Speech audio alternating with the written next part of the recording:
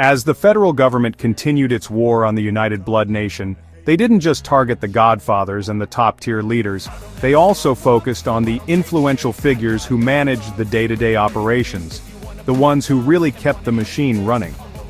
One such individual was Damion Hardy, a charismatic and feared leader within the 9 Gangsters, a powerful set of the Bloods in New York City.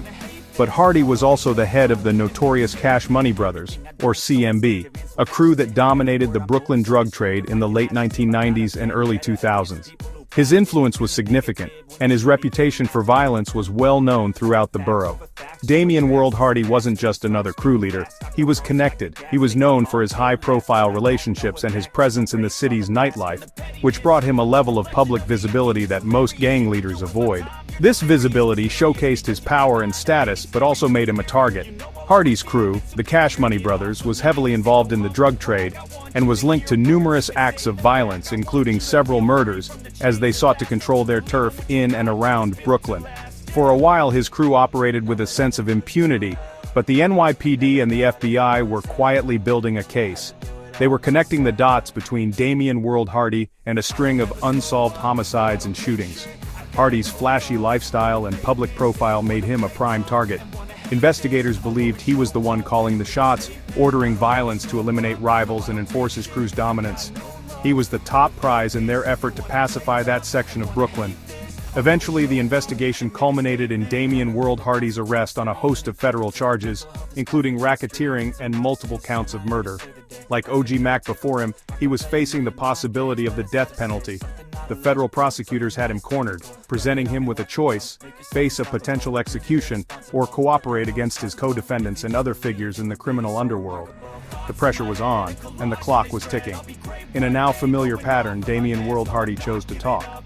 The feared leader of the 9 Gangsters and the Cash Money Brothers, the man linked to multiple murders, decided to become a government informant to save himself from capital punishment. He reportedly began providing information on his own crew's activities.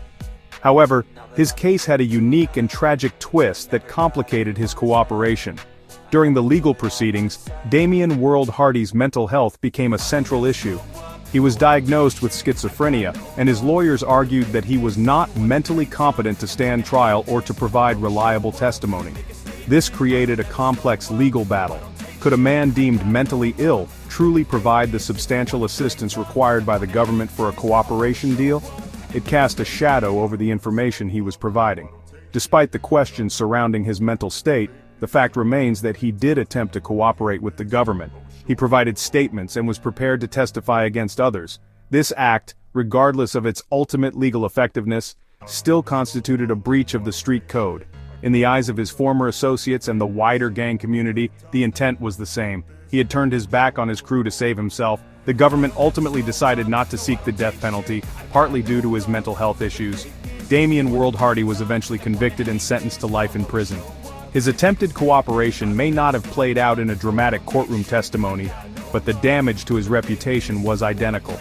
He was branded an informant, another leader who broke the code when his life was on the line. The story of Damion Hardy adds another layer to the narrative of Fallen Blood's leaders.